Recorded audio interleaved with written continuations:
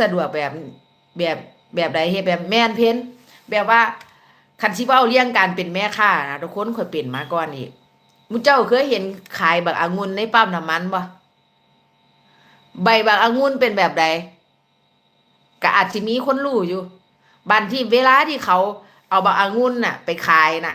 แล้วเขาไปเอาใบไส้น่ะมุเจ้ารู้จักใบไส้บ่ ที่เขาปลูกในปั๊มน้ำมันนั่นแหละที่เป็นแบบงามๆน่ะแต่ว่ามันหันบ่ทันน่ะเป็นต้นใหญ่ๆมันเป็นต้นน้อยๆเขาเอาไปปลูกงามๆน่ะนั่นล่ะข่อยก็ไปเอากรรไกรน่ะไปหนีบเอาใบไส้นั่นล่ะมาเหน็บแซมใบมาเหน็บแซมแบบองุ่นข่อยน่ะ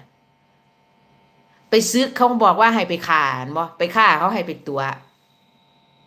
ตอนนั้นแบบองุ่นไล่เมล็ดเนาะเว้านี่คือใหม่เนาะมันเป็น10 ปีมาแล้วเนาะเขาไปขายน่ะขายกิโลละเกือบ200 บาทน่ะ มื้อเจ้าคิดเบิ่งซุมื้อนี่ตั้งแต่โลละ50-60ก็บ่มีคนซื้อเลยบักองุ่นไร้เมล็ดน่ะ